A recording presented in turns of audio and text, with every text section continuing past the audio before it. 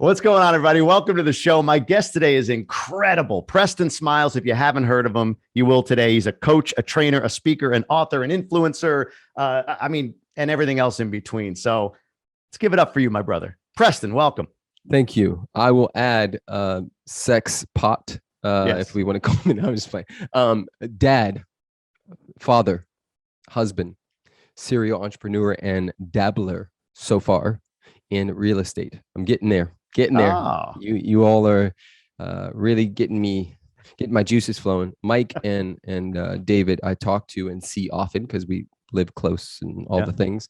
And so just hanging around all these real estate guys, I'm like, yeah, let me get some of that too. So I have an offer out on a house right now and looking at ranches and things of that nature. So good for you, man. You're one of these guys. Look, I follow you. I've had the privilege of connecting with you once or twice. You're just in this like zone. I don't know. Like, and it's not, I don't know. It's not like a right now thing, like, but you are fully, I see you as being fully in your element, in your gift, in what you are. Let's go back though. I want to go like where you're from. Just give us kind of the quick backstory of you. Yeah. And then we'll come up to that. Cause we were just talking a little bit about, psilocybin and mushrooms and some of the stuff that, so we're going to go into a bunch of stuff, but go back to the beginnings of you. Let's start there so people have context. Yeah, for sure, man. What I'll say is very early on, I was placed in special education, and this is in the mid 80s. Mid to early 80s, where they didn't really care about kids. Like I don't think they do now either, but they really didn't back then. And this skinny little black kid who's not learning like everyone else, they just made an assumption that I was not worthy of being in the class with all my friends. And so a little backstory, I teach and support people through leaning into their own trauma and their own shame and guilt. And I can look back at this story and go, wow, all of that was present for me on that walk from my class, which was upstairs in the main building, to the bungalow where the special needs children were. On that walk, they started to explain to me that this was going to be my new class and that I was going to have a new teacher and all of these things. And, I'm 8. I know that, and excuse my French, everyone, excuse me, this is what I was thinking then. I know that the retarded kids are in that bungalow and you're walking me over there, which must mean that I'm also retarded. And so I'm sharing that because that moment at some level broke me in half. I didn't cry because by that time I had already heard big boys don't cry, don't be a pussy, don't be a faggot, man up, et cetera, et cetera. I had heard that so much by the time I was 7, 8 years old that I didn't feel there was space for me to feel. I just internalized it, suppressed it, pushed it down. And so couple that with very stressed out parents that were going through their own life and world. I learned very quickly to have a bulletproof mindset. This is childhood. Nothing could rock me back then. Now, obviously everything was rocking me, but I learned how to use it and push it in certain areas. By the time I was 11, I joined a gang, started smoking weed, doing crazy stuff.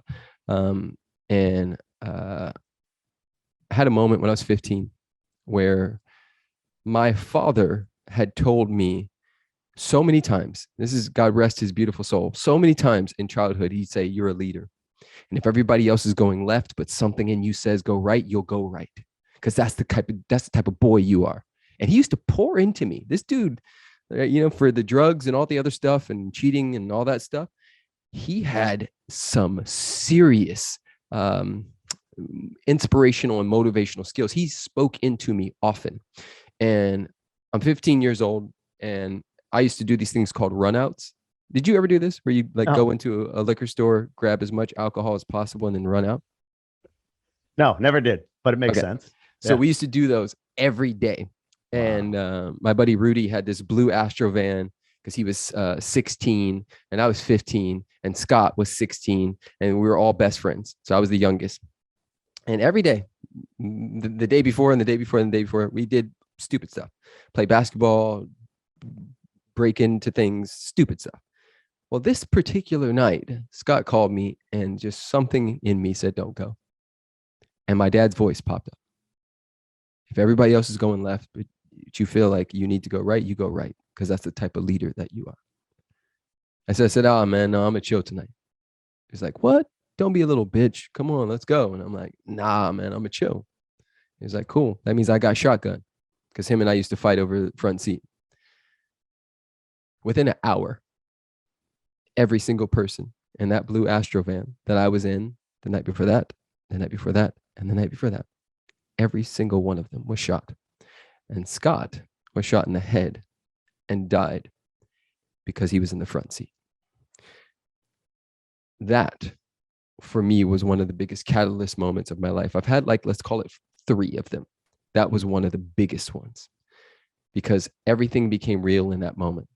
I recognized that the sort of like Rambo Terminator 2 version of my childhood was actually a real thing, and there's real consequences. People can die. That led me to moving out of California. I had to get away. So I left LA. My dad said, where do you want to go? I said, I don't care. He called his childhood sweetheart, Shirley Russell. He said, Shirley, my son is in trouble. Can he come live with you? She said, of course. This is before cell phones. This is before internet. So I got off of a plane and there was a sign with my name on it. And this is going to be the person I was going to live with. And I moved to Pittsburgh, Pennsylvania, particularly North Allegheny. I checked into North Allegheny High School, which at the time was one of the richest public schools. They had turf football fields and state-of-the-art everything. And I was the single only Black male in the entire school. And first day of school, I'm walking through and I could just see everybody like looking through the windows, like, oh shit, look at it. Look. I was like this cool alien that everybody wanted to be best friends with. And long story short, there I joined another gang called Wexford Mafia. And this kid, Brad, had a BMW, and we would listen to Outkast and Tupac and drink and smoke weed and do all these things. I didn't smoke at that time, but I would drink with them. And one day we were headed to a party, and I'm in the back seat, and Brad's seat. Did you used to do this, Jamie, where you drive and you put your seat basically all the way down? Sure. Yeah. That is, we're the same age. So yes. Yes. So this guy, his seat was basically on my penis, right? He's like all the way leaning. His seat was on my dick, right? And we're driving. I have a 40 in my hand. Yeah. I'm in this kid's BMW, and we're headed to a party. And it dawns on me that the kids at my former school were smoking weed, drinking, listening to Outkast, Tupac, and Biggie. All Black, Mexican, Filipino school. The kids at North Allegheny High School were smoking weed, drinking, listening to Outkast, Tupac, and Biggie. The distinction and the difference was these kids were going to jail and these kids were going to Yale. And that moment for me, this is another catalyst moment, like, oh my God, we're all the same. We all want the same things. We're all being influenced by the same things, but there is a system. Now take in mind, I'm 15 and a half and I'm catching like giant concepts. There's a system in place that is set up where my friends at the other school cannot win. Like, or if they do, it's by like luck. While there's a system in place for these kids who have the state of the art, everything, and publicly funded, the school has everything, right? Best teachers, best everything. And the other school looked like a jail. And so for me, it was like, okay, if you're going to win at this life, you got to learn how to play the game, because there's a game being played. Long story short, I went to college. I cheated my way through college all the way. I studied every single day. I was fucking on it, and I still cheated because in my mind, I had to winning at all costs. I got into grad school. I made a decision that I wouldn't cheat, not one single day, nothing. I graduated with a 4.0 from Louisiana State University, moved to LA, and my heart broke down. Now, this is the end of the story in the beginning. My heart broke down. I was standing in front of Abercrombie with my shirt off. I was one of those dudes, high-fiving everybody and like greased up. And my heart kept doing this weird thing. It would just go really fast, then extremely slow. And I was like, I told one of the people I was working with, and they were like, you should probably see a doctor. I was like, oh man, I don't do doctors. But I kept going. So a week or two later, I went. That doctor said, you need to see a cardiologist right now. This is not regular. I was 25. I go to the cardiologist. He runs some tests, does all these things. I go home with a machine connected to my chest for a couple of days so they can figure out what it's doing. I come back. Long story short, he says two things that changed my life. Number one, he says, what's your diet like? I was like, oh, food. He was like, tell me about food. And I was like, oh, yeah, well, I smoke weed. No, at the time I wasn't smoking. I said beer, McDonald's, Popeyes. I was like, when I do cook, I use this George Foreman grill. Did you have one of those? Oh yeah. Yeah. And I make, just chicken fillets, things, whatever I could find, the cheapest versions at the cheapest stores, all this stuff. Long story short, this dude says, that's not food. I'm like, bro, come on. It's on the commercials. It's food. Like, you can't tell me it's not food. There's commercials. Like my mom, my dad, everyone I know eats this way. Right. And he's like, that's not food. That's one. Two, he said, what are your stress levels like? I was like, what's a stress level? And he said, well, tell me about your life.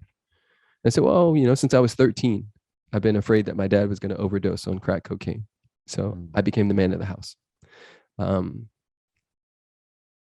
mom has been working in grocery stores and as an accountant and doing anything she possibly can to take care of me. And so that coupled with some abuse and other things, I've been making up the story that I need to make it and save everyone. And he was like, oh, young man, you're extremely stressed out. And so more than likely your heart is breaking down because your body cannot take the stress that you're putting on it. And that, I didn't want to die. I just didn't want to die. And he said, it's that serious. So my girlfriend at the time gave me a book from her mom. Her mom said, I know you're dyslexic, but I got this book called Ask and It Is Given by Jerry and Esther Hicks. I think you'll like it. I took the book home. I was desperate. I read the first couple pages that day. And it said, your thoughts become things and you create your own reality. And I was like, shut the fuck up. I dropped the book, actually. I dropped it on the ground and I was like, I'm 25. I've never heard this in my life. What are you talking about? And of course, I picked it back up and went deep into that space. I think it was maybe a year later, The Secret came out. And all these things started to occur. And here's the end of the story. I began to fill my cup in such a way that there was so much overflow that all my friends, family, people who knew me from the acting world, the modeling world, all of them started coming to me and asking me for coaching. I did not know there was even a term called coaching. I never decided I want to be a life coach when I grow up. I want to be this. I was just a dude that was so full and so happy and so big and so bright. I cleansed myself. Lesson number one for anybody listening: elevation requires separation. I literally looked around my life and said, what needs to go? I need to separate from the conversations I'm having with my dad. I need to separate from some of the people that I've been hanging with. Not forever. I need to find new circles. I need to put myself in certain positions. I need to stop. I get to stop listening to the news, gossip radio, things of that nature. I literally cut out all these things. I became an angry vegan. I denounced my religion. Bro, I went off the deep end. And some of it wasn't healthy and some of it was. But the point of it is I was so full that people were like, yo, what are you doing and how can I get some? And that has led to, at this point, just one of my businesses in the last 5 months did 2.2 million. And I have 3 others that are all doing really well, really, really well. And so it's interesting because I come from nothing and yet I come from a lot too. It's a paradox. There is, it is. And, it's funny. I've heard you talk about this before, what is nothing, right? As recently as a woman carrying sticks and how people perceive that, right? Like all of that stuff. So on this coaching journey, I'm kind of curious, maybe just kind of fill in this blank for me as far as this goes. So, I mean, that journey is insane, what you went through. And there's this element of meant to be. Your path was meant to be, not being in the car that day when your Mm-hmm. friends were shot, one was killed. Why you moved to Pittsburgh to Wexford, which I actually know where that is.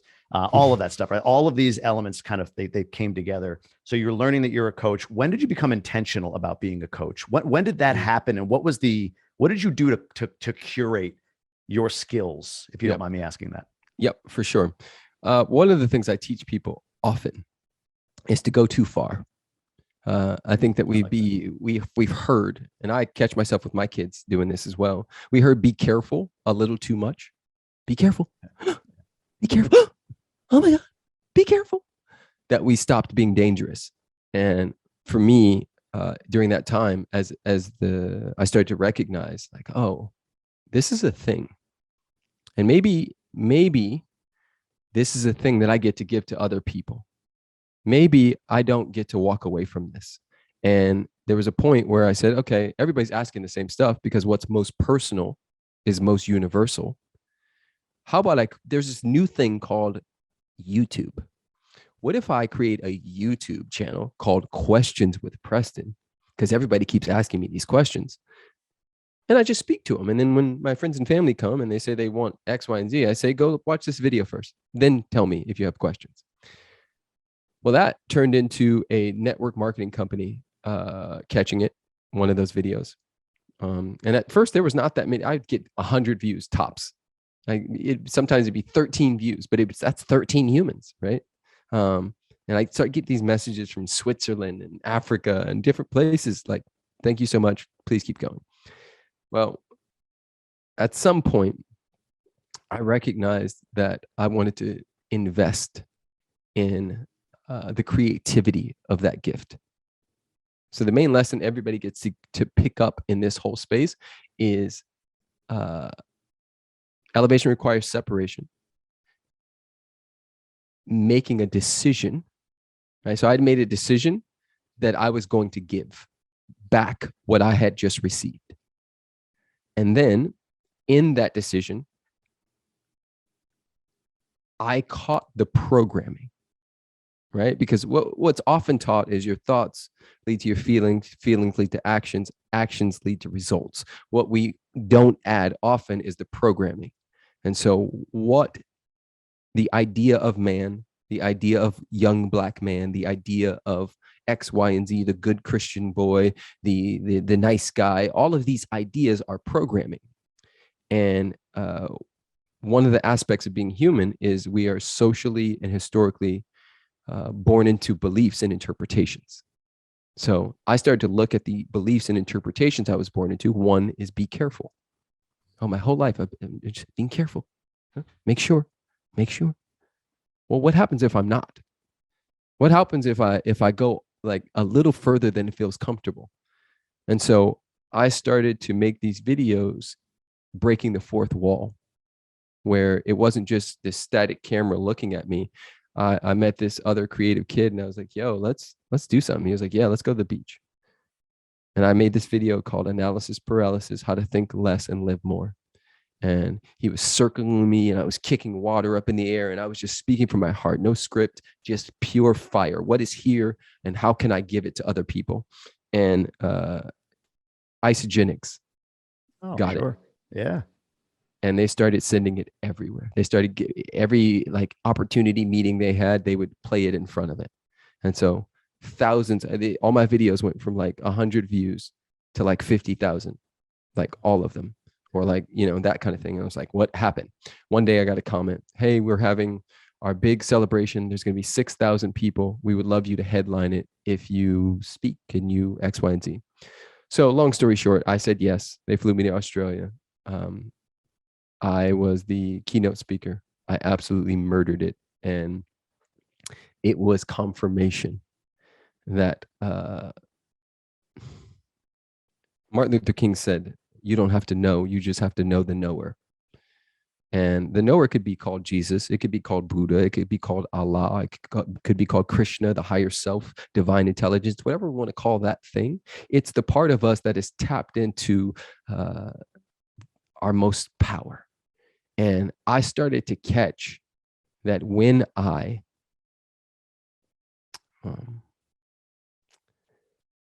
operate from the consciousness of how can I be a beacon, a light, a vessel for as many people as possible.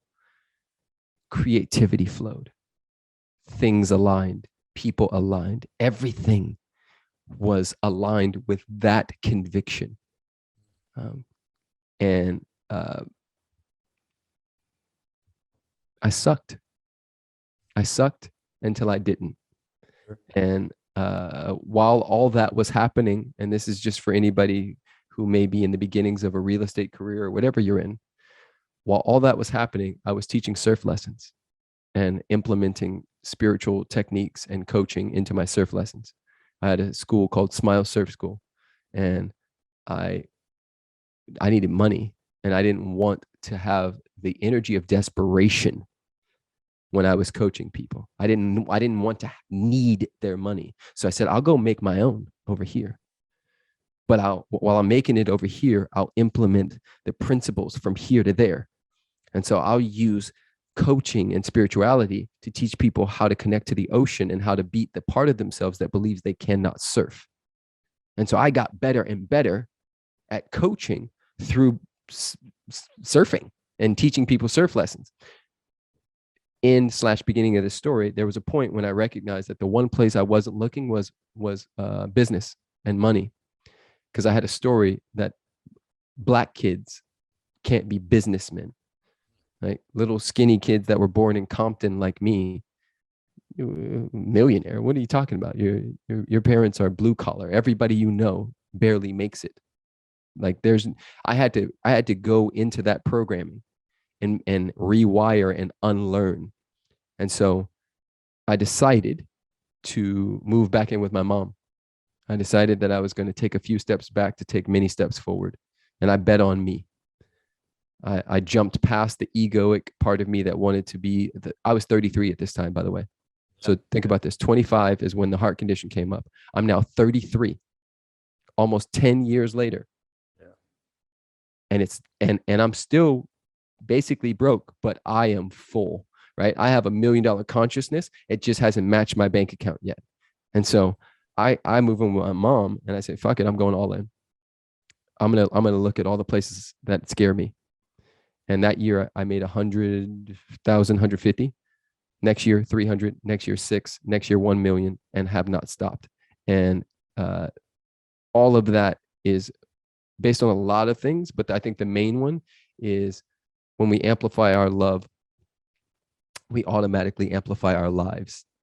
And I was so focused on love and service and humanity and people. I always loved people, bro. I've been a leader since I was fucking born. And I've always loved humans. Like I love us. I think we're awesome. I think we're interesting. And so that, I think Zig Ziglar said it, when you make room for your gifts will make room for you. That's it. I am the living embodiment of that thing. I've made room for them and they have made room for me and others. I love that, man. You have so much going through my head right now. Like you're a guy that I love following. I've got a mini man crush, and it's not because you have the things I don't like: hair, pigment, height, all of that stuff. Right? I was born into this pasty, whatever the hell this is, but it is what it is, right? So, but what I love about what I hear from you, and where I struggle at sometimes, is like you're on this journey. We're about the same age, right? You're 42, I think I'm 43. So we're about the same age. We're on this journey. You figured this out about 10 years ago. And there's this great book I've been reading, Breakthrough, David Nurse. I've talked about it a couple of times. It's just been an amazing book. And he talks about studying your heroes, right? And I consider you that for me. I study you. And it's hard not to compare. It's hard not to compare. Like 10 years ago, you figured this out. And I'm just figuring this out now. Left an executive career, all of that stuff, right? But once I put that down, when I don't do that, I feel the flow. I feel like I'm placed where I need to be placed. I am where I need to be, and all of that, which is your story. I mean, and this one part of your story, I don't know if we've ever talked about it, but that's really interesting to me in this regard is like, you know, you're going from LA to Pittsburgh, somewhere in there is LSU. You're in Australia giving a speech, whatever. At some point, you're in New York. I don't know if this is a catalyst moment for you as well, but I think this is your story. You're in New York and you meet a woman named, I think, Amelia at a pivotal time in her life, which was unfortunately the end of her life. But you're there randomly in this moment when she probably needed you. But what did you What did you glean from that? What did that do for you? So this woman, I hit by Yes. a car, I believe, right? So Yes. she was hit as a pedestrian, and she literally dies in your arms, Yep. from if I understand the story. Tell me about that for you. Like, what did that do? What did that mean? How did that Game unlock? changer. Did it anything? What is the game changer? Game changer. That one for sure catapulted like pure fire under my ass after that moment. Little bit of backstory. At that time, I was enrolled in a program around embodiment and the somatic nervous system. Like, what does it mean to tap into the wisdom of the body? This is stuff I teach right now in my various programs. But at the time, I was just fully in student mode. This is 2017. 2017. Maybe. You can look it up online while I'm talking.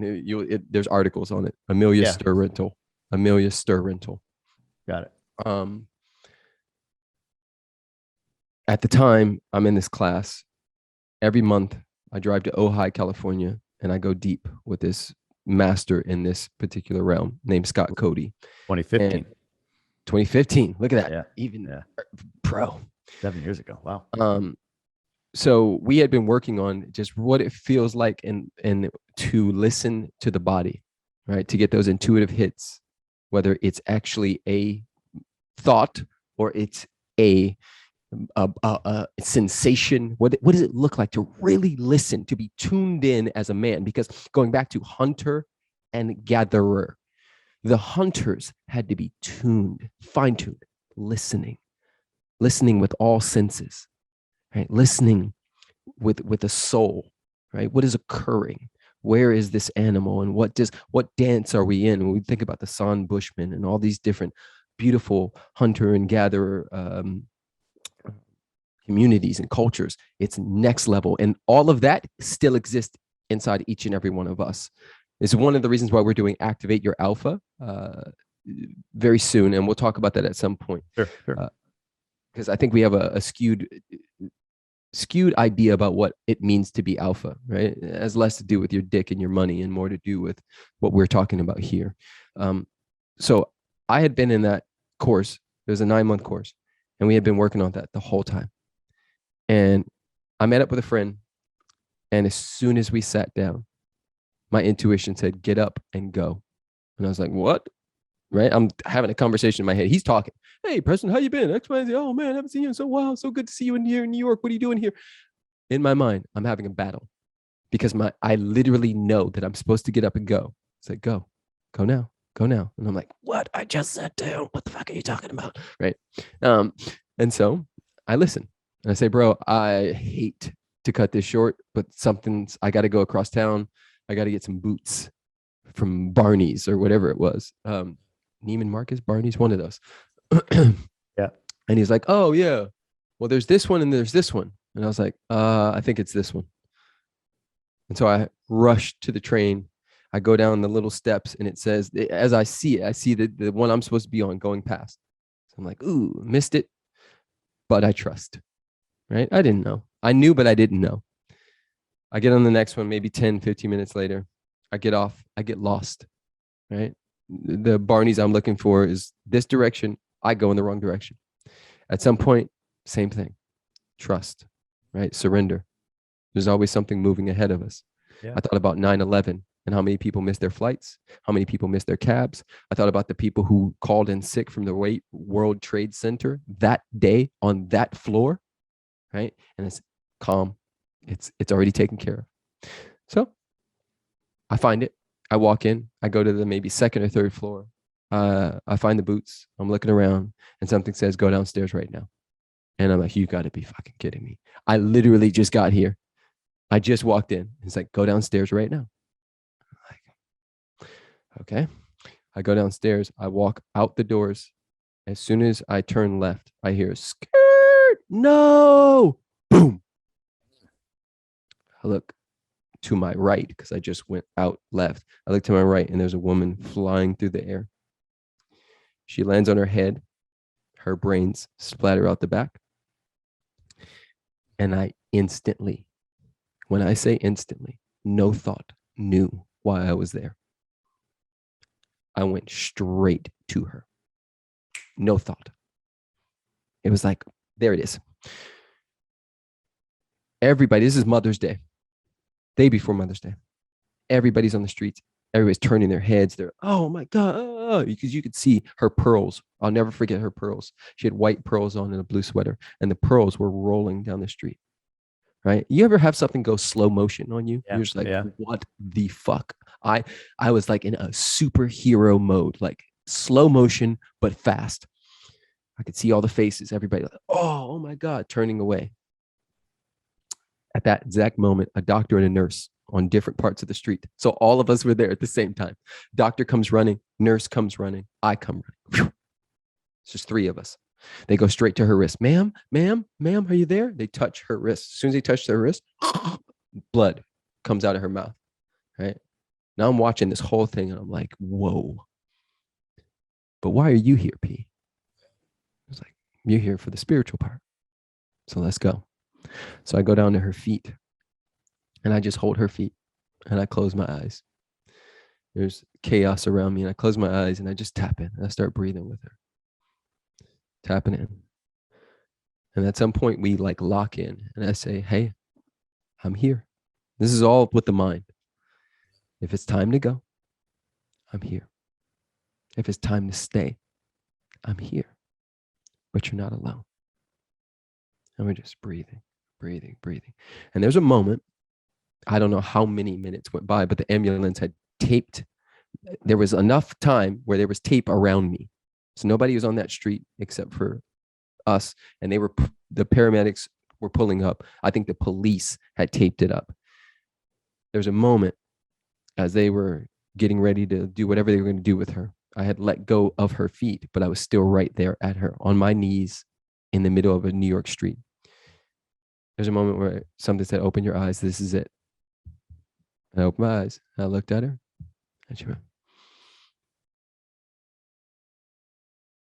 That was it. Wow. That was it. So what did that moment do to/for me? One, it gave me PTSD. Scared the shit out of me. Every time I saw a car for fucking years, I'd look across the street like 12 times. When everybody else just looks once, twice, 12. What did it do for me? It reminded me that we are not our bodies, that there is more to us than these skin suits. What did it do for me? It lit a fire under my ass to leave when it's time for me to leave with no gas left in my tank, to have given everything I possibly have and to have inspired and ignited something within anybody who ever, I mean, if I'm taking a piss at a fucking club in a bathroom, anybody who comes in contact with me, my job is to transfer, to give them a reminder of how beautiful, how powerful, and how amazing they truly are. And so that thing just was like pure lighter fluid. It took the part out of me that thought I could fail. I think that men, especially, we've been taught so much. You got to win, and you don't want to fail. So you avoid pain, you avoid this, you avoid that. And that moment just gave me the like, let's go juice. Like there is no failure. As long as there's breath in this body, I can get back up. I can't fail. Things can have an expiration date. But if I'm still here and I have a confirmation number called my heart still beating, you can't stop me. And not just me, right? I teach my students all the time. For me, there's only one power, not two. Gandhi used the power and Hitler used the power. Jamie uses the power and Preston uses the power. Jesus used the power. The question is, how willing are we to own it? How willing are we to tap in daily? 4 levels of consciousness: to me, by me, through me, as me. I jump to number 3 every day. How can I be used in such a way that someone remembers? How can I be used in such a way that someone says, I needed that? Thank you. Right? And because life is so interesting and cyclical, I open myself up to receiving because I know it's none of it. It doesn't belong to me. None of this stuff is ours. We're renting it, right? So I'm a yes to money because I know what I'm a yes to as well, which is service. So the more money flowing my way, the more I can serve. Let's go. What's blocking people? That's an interesting point that you just made on both ends. You can apply a lot of effort, but if you're not open to the reception of what comes back to you, if you're not open to receiving, it's like an electrical circuit, right? The circuit closes down on the back end. Yeah. You have to have a positive Yes. application and a negative reception, right? Meaning like open reception. What prevents people from allowing themselves to be in their gift, to be used, like you said? And then even when they get there, like, I struggle with this, man. Like I feel like I've moved closer and closer to that. Like, yeah, hey, the best version of me is in service. But then when somebody wants to, when there's reception, when I have to receive something from somebody, it's apologetic. It's, oh shucks. It's, no, Yes. I'm not worthy. You've coached a lot of people, and you've coached a Mhm. lot of people at high levels that, even though their outward success may appear that they're in tune with this, they're not. And I'm one of those people to some extent. I had a significant career, made a lot of money doing that, but Yep. I wasn't complete. I was Yep. actually the opposite. My center was here somewhere around 6 years old. I got knocked slightly off center, and I just did this right over the Yep. course of life. And now I'm trying to bring myself back to that. What holds people in Mm. your estimation and your coaching? And I know everyone's different, but just generally, what are some themes that you see that keeps people from living into this gift of service and then receiving what comes from that? Yeah. So 7 abundance activators. Number 1 is giving out, right? So that's like giving birth, um, time, talent, treasures, right? Number 2 is giving away. That's like the physical stuff, clearing space, making sure that what's in your closet, what's in your internal closet, we'll get to that one, but what's physically in your space still represents where you're going and what you would like to experience in life. Sometimes we have pieces and things that represent a season, that season has come and gone, but we're still holding on to it, which means the energetics, there's not enough space. Now I'm going to pull out just for a moment and stop at number 2 and say that the fruit does not belong to the tree. The fruit belongs to the ecosystem. If the tree tries to hold on to the fruit, it stagnates, decays, and dies. But when the fruit is let go of and given to the ecosystem, the tree goes through a process where it bears more and more and more. And that's us, right? The blood does not belong to the vein. Everything needs an inlet and an outlet. Otherwise, it becomes a swamp. And so our job is to not hold on to things, is to let things go. So number 1, give out. Number 2, give away. Number 3, give up. This is like the inner stuff. This is where we start to let go of the conversations about your hair or your dick size or what you do and don't have. We just let go. We let go. And one of the ways to let go is to get a coach, get somebody who can hold you, get somebody who can push you. I never take more than 5 clients. Right now I have 3 that all make millions and millions and millions. Finance guys, fucking huge women in certain industries and things like that. They're all broke as fuck. They have money, but they're broke. And that's why I'm here, right? Because we do this together. They've tapped into a piece of abundance, but not the fullness, right? And that's what we're here for. I have coaches, I have therapists, I have a fucking team around me. I have a secret mastermind with John Wineland and Adrian Grenier and all these, Brian Reeves. All those people are in my mastermind. They coach me, they hold me, I hold them. So I'm not saying this from a high horse. Anybody listening, the same thing I do for others, I get done for me. Number 4 is giving in. And this is when we start to surrender and be in the through me space, the through me consciousness. This is where we say, hey, spirit, God, Jesus, Buddha, Krishna, Allah, divine intelligence, what would you have me do? What would you have me say? Right? Sometimes we hold on to shit because we're used to it and it becomes a prison. But there's something else trying to be birthed. There's something else trying to come forward. And when we surrender to that thing, to that voice, it's like me and Amelia Stir Rental. I surrendered. my ego, my personality wanted to stay and have coffee with my friend, but I surrendered to a higher calling, a higher conversation. And what came out of that is a lot. Number 5 is giving thanks. It's clear that gratitude wins the day. The question is can you get out of the mundane gratitude, right? People write, no, I did my gratitude journal. Fuck your journal. Were you moved? Were you moved to tears? There's a different kind of gratitude. I'm not talking about linear masculine gratitude. I'm talking about moved. Number 6 is giving to the self. And that's clear. I think a lot of men especially spend a lot of time grinding and hustling, climbing to the top, right? In that time, they miss their kids, miss them fucking completely. Whole years, gaps out of their kids' life. They miss their wives and girlfriends, and then it's too late, right? They realize in hindsight. So we got to give to ourselves, and so that we can be full and give to our friends and family. And how we do that is scheduling, taking time for you. What makes your heart smile? You worked all that time, got all that money for the dream. Oh, I want to be a provider. Well, what else is providing? What does that mean?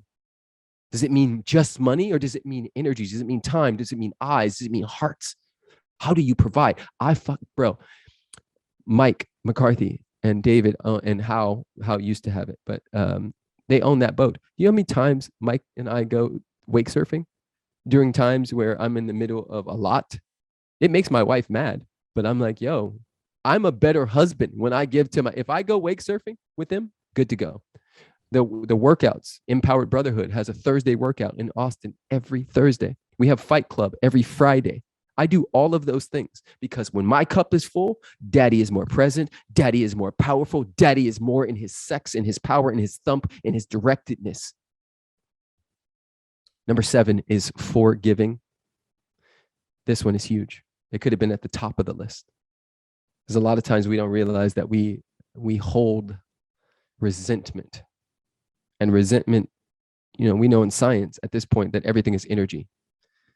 And so the energy of resentment, the energy of blame, the energy of all of it's connected: lack, limitation, blame, scarcity, shame. All of that is connected, right? If I'm blaming Trump, or I'm blaming Biden, or I'm blaming my dad or my cousin or this person or the person that sexually abused me when I was 7, 9, 10, 13, if I'm blaming myself for what I did to that girl when I was drunk in college, when I was 18, I knew she drank too much and I X, Y, and Z. Bro, I've been in the depths with people and myself, right? If I'm blaming because I got an STD or an STI or X, Y, and Z, all of that. This is the type of stuff I help and hold people in. And I know, I'm not guessing. I know that this is one of the biggest blocks. We talk about inlets and outlets. There's no outlet if you're still blaming yourself. It doesn't come out. It stays in. And when it stays in, it shoots out in unhealthy ways on the freeway when somebody cuts you off, at your kids when you they did something stupid, but that snap was way bigger than what that deserved, right? It comes out in the porn addiction. It comes out in the prostitute you get when you're out of town. It comes out. Hear me. From one man to another, I get it. I'm right there with you. And I'm reminding you that there's some people that's on your list that you get to forgive, right? And every one of those lists and forgiveness is a process. It's not a one-time thing. And I hate and love you as a guest. I love you because of all you pour in, but I hate that you only gave me this time, because I could go another 3 freaking hours on this stuff. I mean, I've got a million. Here's where we'll go with it, because I want to be respectful of your time, and I know we're tapping up against it right now. Masculinity. Wow, God, there's so many ways I can go with this. All right, masculinity. What fascinates me, and I just have to say this, and I don't know if there's anything you do with it, but what fascinates me about you, if you're following your feed, right, you're shirtless, you're boxing, you're with these guys, the Empowered Brotherhood, which we're going to talk about, the event you have coming up in May, all of that stuff, right? Like it's pure like testosterone, right? Like that Jocko Willink go type of thing, sweat on the floor photos, right? All of that stuff. when I left my job, I went very broad, and one of the things I did and then didn't do was your Kaboom coaching program. And what was Mhm. interesting to me is you've got this alpha presence, right? A lot of women though, a lot of women in that. Like while you got Mhm. this masculine energy, you've got a lot of women in there. Mhm. I don't even know where I'm going with this other than to say this whole concept of masculinity for you, right? And what you're doing and what you're going through. There's the whole Will Smith slap thing. Mm. What is that from being an alpha? Like, how do you Yep. talk to me about, let's just bottle it up with this again, and you do what you want with this. Talk to me about what masculinity is and how you have decided to lean fully into that and how that relates to the empowered brotherhood. I think that's the best way I can honor your time and bring the 18 questions I want to ask you into one and let you roll because that's what you're good at. Yeah, man. Uh, it's tricky. This is a really big one. And I'll say all of us are born with equal parts masculine and feminine, right? It's a scale. Some of us have essences that are leaned more into what we would call traditional masculine. And Yeah. some of us have essence that are leaned more into what we would call traditional feminine. But the truth of the matter is that we're a lot more alike than we are separate. The distinction and the difference in what you're seeing in me is I know how to dance. I know how to dance. And what I mean by that is whatever song is playing, I can tune myself to what is necessary for that song. So sometimes women see me and they go, "Oh my God, he understands and he's like X and he's like Y, but then he's like this." And men see me and they're like, "Yo, how is this dude so free? What the fuck is that? Why is he so colorful? But like at the same time, like I feel like he'd shoot me or beat me up. Like it's because I'm moving between king, warrior, lover, mystic. I'm moving through the archetypes like in an hour, like in 4 minutes sometimes. And depending on what's necessary, I will bring that part of me forward. I will amplify that aspect of me for that scenario. And I think a lot of men do not have that available. It's harder for them. They become one trick ponies. They're in their warrior, but it's fucking shadow warrior, right? They're in their lover, but it's shadow lover. So that it's just porn and dick and X, Y, and Z, and it's different. It doesn't have that feel to it. And so I've learned to cultivate the healthiest versions of all of those archetypes and then teach other men how to do it for themselves. The name of the game when I'm talking or teaching is be a weapon, bro. Be a weapon. Like a Swiss, what is it, a Swiss Army knife? Um, Yeah. what's needed? What's necessary for this moment, right? Be able to pull out whatever you need. And most guys just don't have that in them, which is why we created Empowered Brotherhood. We have a 12-month journey that's absolutely beautiful. And we made it extremely affordable, even though each of us, Stefanos charges like $60,000 to coach with him. Same for me, right? Like Garen Jones has, created a multi-million dollar business around him. All of us have, you know, a lot of immense value, but we've created this brotherhood that's easy to get to because we believe that there's value for the man who's making 100 million and the man who's making, $100. And we want all of them to be able to jump into the pool together and learn from each other and grow together. So that's what Empowered Brotherhood is. That's how we view masculinity. And this event that we have coming up, Activate Your Alpha, is the best way I could put it would be like if Spartan race, Navy SEALs training met mushrooms, right? Like what does it look like to have personal development and transformation locked in with Army special ops?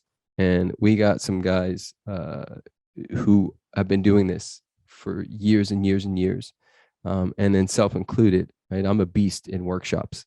Like that's my forte. I can do all these other things really well, but put me in a room with other people and I'm a monster.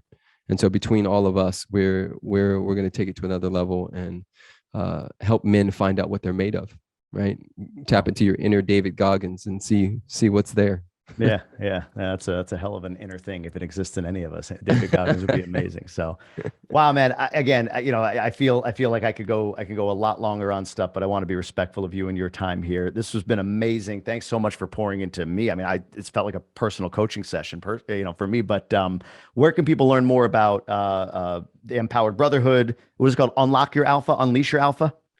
Activate your alpha. Activate your alpha. I'm sorry. Yes, all of it can be found at empoweredbrotherhood.com. And I'll send you a couple links for the event that will be in the show notes. Perfect. Absolutely. And yeah, for those that aren't in the show notes, it's the letter M Powered Brotherhood, not EM, Yes. but M Powered Brotherhood. Exactly. Yes. Yes, you said it right. My bad. Empowered Brotherhood. We got it. Preston, man, thank you so much for every bit of this. I appreciate you. And I look forward to watching and growing with you. For sure, bro. Love you, man. Love you.